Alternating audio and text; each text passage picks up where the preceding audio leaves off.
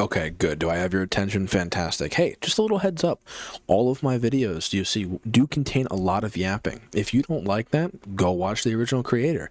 But as long as it's on my channel, we're yapping. We are reacting and discussing. We are not pulling at some sniper wolf shit. If you don't like that, I'm sorry, but that's just not how it works. Peace. The psychology of people who see what others don't. Sit back, relax, and let's fucking go. People who can catch the tiniest facial expressions, read emotions others try to hide, and notice psychological patterns no one else sees. They can easily see through social masks, spot lies right away, and feel the unspoken tension in any room. Most people call it sharp intuition, a great gift of intelligence. Yeah, like, seriously though, it's, I would say, like, I'm not incredibly perceptive, but something that I've definitely noticed that I tend to have an ability to do. Now, I don't know if it's because I'm the one creating the tension, but I definitely do have the ability to walk in a room and just notice that, like, and I'm not trying to, like, sound crazy, but, like, notice that, like, my presence made the room feel a little different, or I'm picking up on tension in the room that others may not be disclosing. I don't think that's like a special thing. I think a lot of people can do that. I mean, it's not, I don't think it's hard to just walk into a place and you see two people, and just by the way their body mannerisms are and how they're like kind of apart, you just go, yeah, something's not right. I think the only other thing I'm able to do like fairly well, and we'll call it the the curse of maybe being a little bit special, is like a hyper awareness to like what people are feeling and thinking in the moment. Like, doesn't mean I can do anything with it, but I just pick up on it. And I don't know, it's just odd. Like, I can definitely, like, I get what this is saying. Like, it's considered sharp intuition, great, because it's a level of intuitive, like, feeling. Like, you're picking up on something very easily, very quickly, without having much information. Like, I get that. It's odd though. It's really odd. I don't. It's like, I don't. It's a weird feeling. Like, I don't know. You either feel it or you don't. But it's weird. It's really, really weird. But the truth is, this ability is actually a harsh psychological burden. Because seeing through everything always comes with a heavy price. These people can't just switch off their minds to act nice. Ego, the brain. Oops. Yo, so actually, one more little yap. The burden side of it absolutely is like, you don't want to think you're right, because then you're narcissistic. So you tend to think and then just think you're overthinking. And half the time you genuinely are overthinking it, and the person who you're overreading is just kind of neutral and one of those people who's like emotionally ambiguous, which is like when you're somebody who overreads into things, that's the hardest person to gauge. Or you are right and you play yourself down and you're like, oh no, I'm overthinking it, and then you are right and you just get fucking sidelined out of left field. Those it does suck. Absolutely sucks. Absolutely sucks. Constantly noticing fake behavior pushes them into isolation, doubt, and complete emotional exhaustion. Not because they're unstable, but because they carry the weight of truths that no one else understands. This is an extremely dangerous line to walk. This rare level of awareness will either slowly destroy them or turn them into someone extraordinary. Today we're going to break down the psychology of people I can tell you which one I'm see not. what others don't, and how they can avoid being consumed by their own minds. Welcome back, I'm Apex. W-Learn. Let's get started. W-Learn. To understand why some people can see what others miss, we need to take the spiritual angle off the table. From a neuroscience point of view, this comes from high-speed data processing called thin slicing, combined with the ability to detect incongruence. Imagine the average human brain as an audience watching a play. They look at the stage and believe everything the actors say. But the brain of a highly perceptive person works differently. Their subconscious automatically watches the velvet curtain behind the stage. They notice the broken props, the prompter's hand, the actor's nervous sweat. Their brain is a 24/7 data collection machine, always searching for technical errors in behavior. Human beings communicate through two channels, verbal and Like, bro, that's this is where it's like I love but I hate psychology, because everybody wants to think they're unique, right? Like everybody wants to think like, oh, surely I go through some amount or level of individualistic experiences. And then you watch shit like this and you're like, oh, okay, no, I just fit some fucking category. Like, that's why it's like, obviously there's so many things about the brain we don't know. There's so many things about the world that we don't know, but it's like where we are. I'm not going to be one of those, like, I wish I was born earlier, but it's like one of those like pros and cons of where we are. It's like we've explored the whole planet. We've developed psychology. Like we have all these categories to where you no longer feel like unique because you're just like, I'm a category. Like, obviously, don't let that get you down. Uniqueness comes from how your traits are combined into a person. That alone is your uniqueness. Like you see that a lot with people who are so obsessed with, and this was me for a long time, people who are so obsessed with playing a caricature online and like, oh, I this video has to have a good concept and I have to be unique. I have to be super insightful and super outside the box. It's like, no, you really don't. Like, the reason why the advice is to be yourself is, yeah, there are some people that can just genuinely be boring, but there are some people who find boring interesting, right? Like it's completely like subjectively objective, but it's, I guess that would be objectively subjective, but it's like you just being yourself, even if there's like, you can have the same interests as somebody else, the same mannerisms as another, and the same body type and look as a third. But the fact that you are those three amalgamated is your uniqueness. There is nobody else who is exact carbon copy like you on the planet. If you go bat for bat, swing for swing on every single possible thing about you, one thing is going to be different, whether it's down to the color of your fucking toenails or whether or not you pour your milk before your cereal. If you do, you're a fucking animal. But still, like, that's I lost the plot. I'm going to be honest with you. I completely lost the plot. Oh, I was saying, like, you want to think you're unique, but you're not, because this is stuff that I go through. And when I was younger, I would think, oh, I wonder if I'm the, you kind of get that like complex where you're like, I wonder if I'm the only, I wonder if I'm the only one that understands this. It's like as you get older, you understand you're not fucking God. And you're not the only person who understands it. It's just, dude, I love psychology so much. Like, philosophy is great. I love psychology. I love history. Like, those three combined are amazing. And that's why I like philosophy a lot, because it's almost like history and psychology mixed together.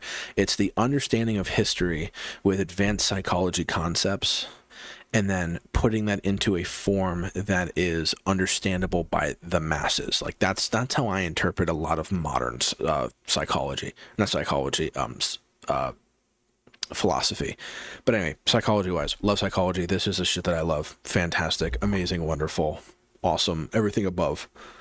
Nonverbal. Most people only focus on words, but people who see through things have a built-in radar system that is extremely sensitive to the nonverbal channel. They pay attention to what Dr. Paul Ekman I notice calls a lot of body behaviors, like tiny facial movements that flash by in just 1/15th to 1/25th of a second, revealing the real emotion a person is trying to hide. Exactly. When a coworker says, "I'm really happy you got promoted," the perceptive person immediately catches the incongruence. They hear the voice rise half a tone, see that the smile does not reach the corners of the eyes, the face does not respond to the enthusiasm. The brain instantly sends up an alert, data error. The words and the body do not match. This is a lie. This process happens unconsciously and in a flash. It is like tasting a bowl of soup and knowing it is salty.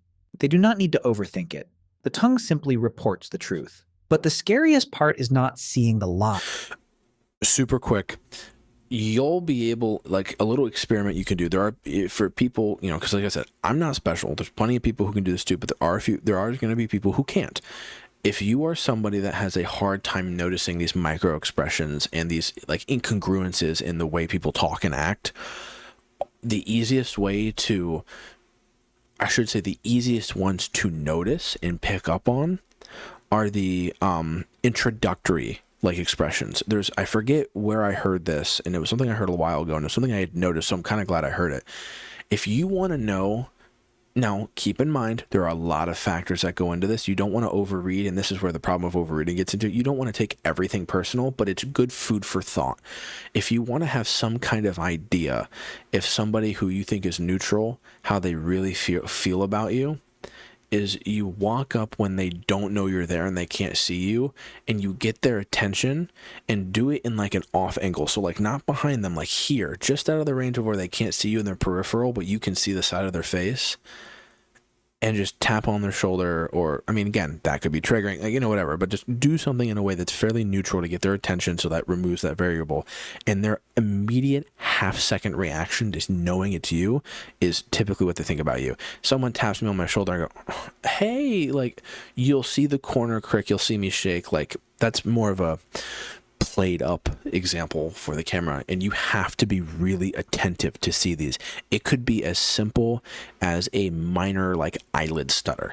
It's your eyebrow could crinkle for a third of a second. Like, it's the craziest shit, but that's how you can tell. That's one of the ways, the easiest way to pay attention to like one of the kinds of micro expressions from just my personal experience. I'm not like a fucking psychologist, but that's a good way. Try that and you'll see what I mean.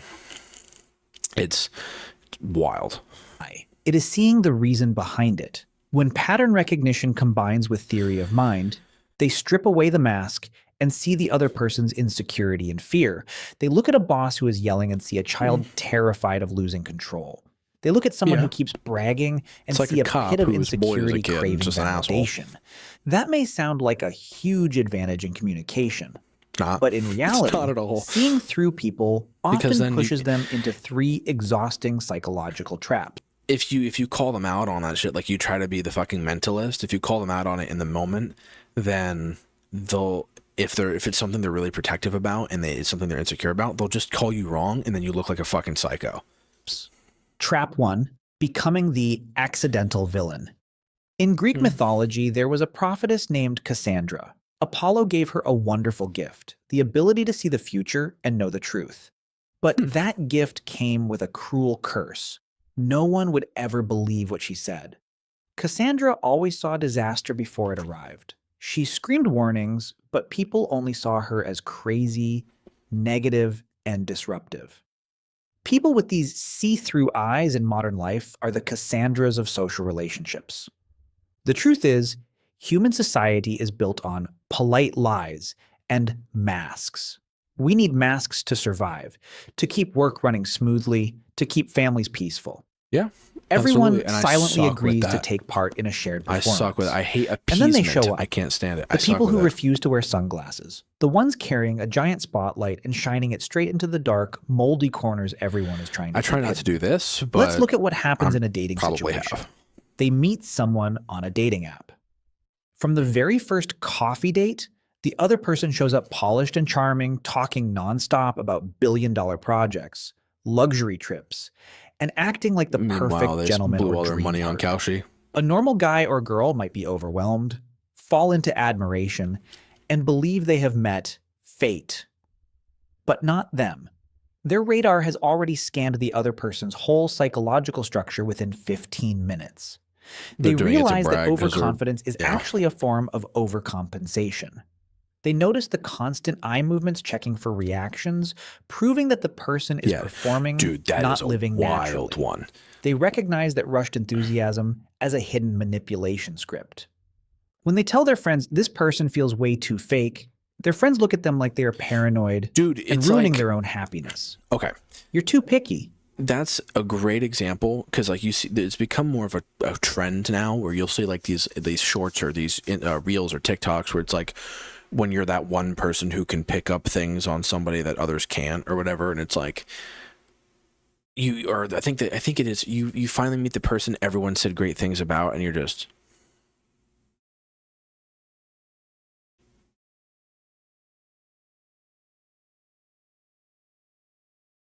Like you're just like, I don't know. Like, I don't know. Something about like, everybody likes them. I mean, didn't God say the devil was like, not to get religious, I'm not religious, but like, didn't they say like the devil incarnate was loved by all? Like, what are you talking about? Like, gross over dramatization, but like, dude, it's insane. You're like, now listen here, fucker. Something's off about you. Like, hey, there's something in your fucking head. Like, I fucking know you. Like, I'll put fucking mayonnaise in your pillow. Like, just the stupidest shit.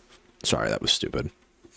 They seem so nice because the crowd only sees the tip of the iceberg while they see what is underneath. With no proof other than intuition, nobody believes them. They become the bad guy in their own story. Yeah, nobody's going to take your word Things off get of even intuition worse in the workplace or inside friend groups. When they have this kind of insight, your they proof accidentally is take literally away other just, people's trust me, chance bro. to play their role.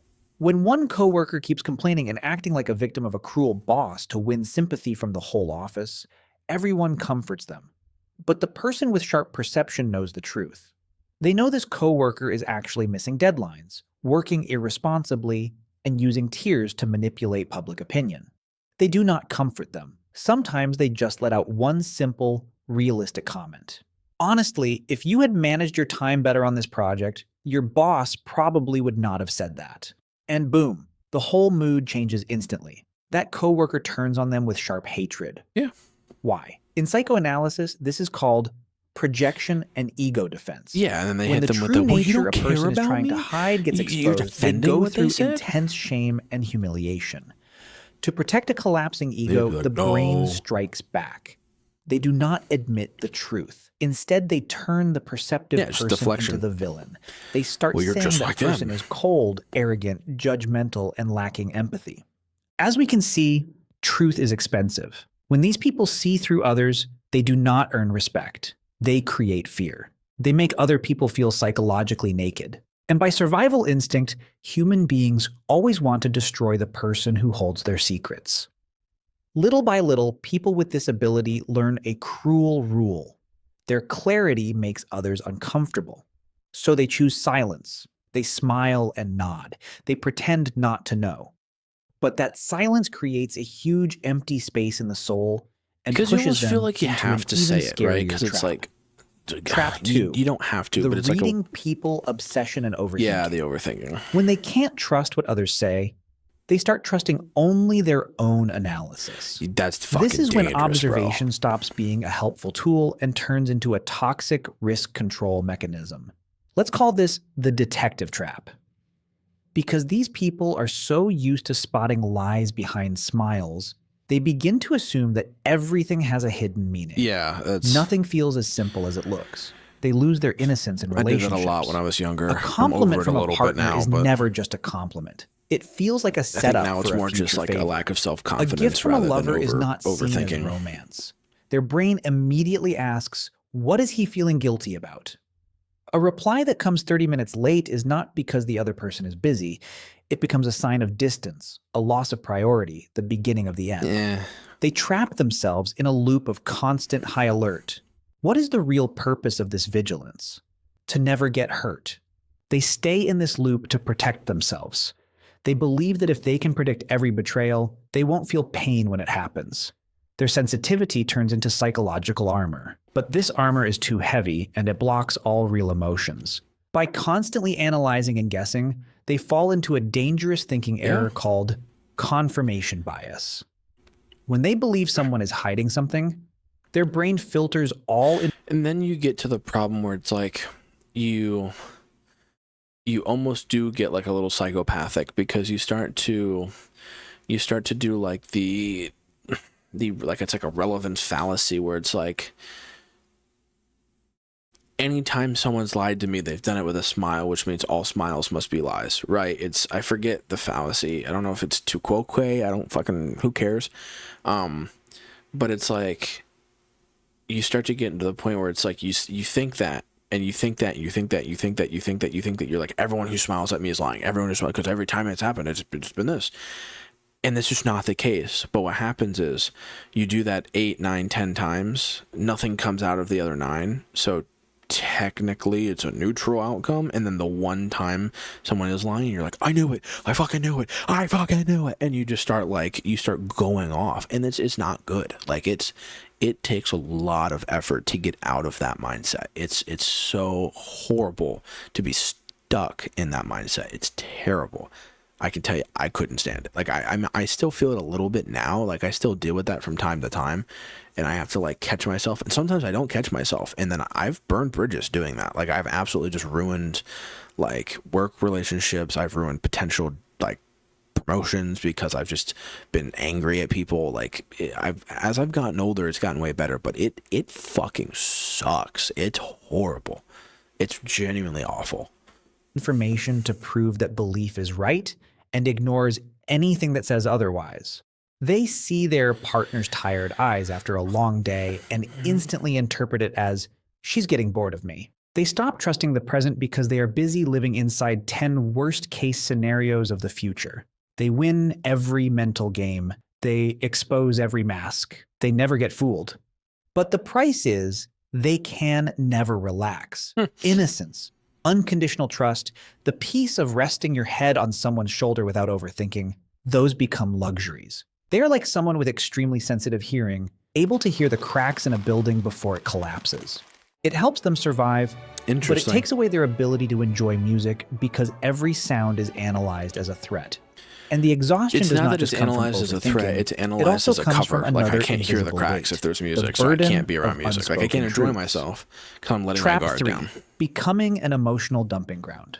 There is a very strange kind of loneliness that only people who see everything can understand. It is not the loneliness of being alone.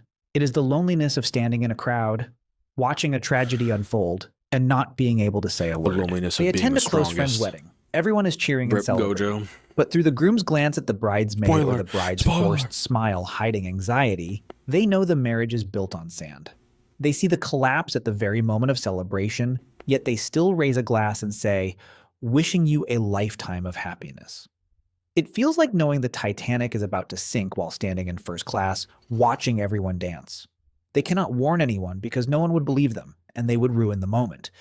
Or they see a kind coworker being taken advantage of again and again by a manipulative, toxic boss. They see the exhaustion in that coworker's eyes, but they also know that if they step in, if they tell the truth, it will be denied. Because to survive, that coworker is using denial, a protective shield they have no right to take away. No, it's not happening. Holding all these truths slowly drains their life energy. It creates a quiet, chronic heaviness. They feel compassion for people who do not realize they are being deceived, yet at the same time they feel disgust toward the fake masks of the world. Their mind is stuck between deep empathy and bitter skepticism. And the saddest part, because they are so good at reading people, they understand others' needs before a single word is spoken. They know how to act in ways that please everyone, becoming great diplomats. But in return, no one reads them. No one knows what they truly need or where they are hurting. People assume they are too strong, too smart to need protection. The one who heals the world becomes like a glass wall. They see through everyone. But when others look at them, they only see their own self-centered, I guess. So what is the way out for a mind that cannot stop seeing the truth? They cannot simply switch off their sensitivity. Forcing themselves to think less is like asking someone with perfect 20/20 vision to pretend everything is blurry. It is impossible. The goal is not to see less. The goal is to change how they respond to what they see. In therapeutic psychology, this kind of transformation requires them to build cognitive boundaries and practice the following 3 survival principles. Principle 1, strategic ignorance. This is the art of knowing everything but not reacting to everything. Clearly separate truth from responsibility. They see a coworker obviously sucking up to the boss in a fake way. That's the truth. But the real question is it their job to expose that person? No. Does it affect their KPIs? No. Then treat it like a cloud passing across the sky. They can see it's gray, but they don't need to fly up and push it away. Leave behind the ego that wants to play the Lord of Truth. Their ability to see through things is a tool for gathering information, helping them make safer decisions for themselves. For example, not working with that fake person, not a weapon to judge or clean up the world. Principle 2, accept social masks. The suffering of perceptive people often comes from having standards that are too high when it comes to authenticity. They expect everyone to be real, to be transparent. But look again with Yeah, that'd more be nice. empathy through a psychological lens. Why do people wear masks? It's not always to deceive or harm. Most people Yeah, wear it's just to masks protect hide themselves. wounds, Yeah. insecurity, and the fear of not being loved. That loud, bragging guy at the table is really just a boy craving attention. The friend who always seems cold and arrogant is actually shaking inside, afraid of being betrayed again. Sometimes a lie is the only thing keeping them from falling apart. Once they understand this, anger or disgust toward fake behavior starts to fade. In its place comes radical acceptance. They see the mask, but they don't rip it off. They simply smile and allow the other person to feel safe I've inside not it. quite gotten here. The greatest form of understanding is not exposing someone's weakness, but seeing it clearly and still choosing to treat them with kindness. Principle 3, forgive the blind spots of the present. To escape the detective trap, they must accept one risk. Stop trying to control the future. When their radar signals that a partner might be lying, they can acknowledge it, store it in the back of their mind, but not let it ruin the present moment. If their intuition says there's a 20% chance the relationship could end badly, they should have the courage to accept the 20% and still enjoy the 80% of joy this right is now. the biggest thing that I would Living say I need to work fully on. requires the courage to sometimes get hurt. They can see the thorns on a rose, but if they keep analyzing how sharp each thorn is, It's almost like the nihilist mentality where it's like, oh well, none of this matters. This doesn't achieve anything. We're all gonna die anyway. It's like a similar, and I could have been a little off on that. But it's been a while since I brushed up on like nihilism. But it's a similar concept to that where it's like you are so obsessed with the 20% chance that of like what could go wrong, and you're obsessed with how it's going to happen and how much that would hurt, that you, to protect yourself from getting hurt by that 20%, you emotionally and sometimes physically remove yourself from the 80%, which is just so unhealthy. Because then if the 20% never happens, right, if you just keep hitting the slots, you keep hitting 777, and you're expecting to lose money, so you keep putting the money back in when you win, like you're not getting anything. You're just, all right, here. I know I'm going to lose eventually. Oh, I'm up 5 million. I know I'm going to lose it anyway, so I just put it back in. Like, weird analogy, but that's the idea. So that's absolutely true. Absolutely. And that's like my biggest growth point in this sector of my life, is absolutely needing to just get over what I could be worried about. It would help me in so many aspects, specifically in growing my business. It would help me so much. they will never smell the flower. Allow themselves at times to be intentionally blind so the mind can rest and the heart can beat like a normal person's. When they learn to let go like this, something almost magical happens. Their ability to observe doesn't disappear. It evolves into something greater, true wisdom. They are no longer a cold X-ray machine exposing every flaw. They become a quiet lighthouse. They see all the hidden rocks and dangerous currents, but instead of panicking, they calmly guide their ship through.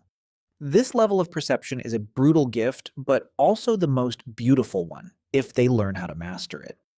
If you see yourself in this video, if you've always noticed what others miss, remember this: you are not alone. So among the 3 psychological traps we just explored, which one do you fall into the most? And more importantly, are you ready to commit to practicing these 3 principles to protect your mind? Share in the comments. I'd really like to hear your story. If today's video brought you value, hit like and share it with someone who might also be struggling with an overly sensitive mind. Your understanding today could completely change someone's day. Thank you for staying with me until the end. I'm Apex. Yeah, man. I mean, that's like, I'd say I fall into a kind of a mix of all 3, but majority the third one. I think the healthy mix is I overthink. I get very removed, and that makes it hard to enjoy anything. Literally, like I am never mentally, like right now, I'm making this video and I'm talking, but like the entire time, like I'm able to multitask enough to absorb the information, store it, and talk about it, but the entire time I'm thinking about like stuff I got to do tomorrow, stuff I got to get done, stuff that I'm behind on, stuff that I'm upset about, stuff that I'm thinking about from 2 months ago.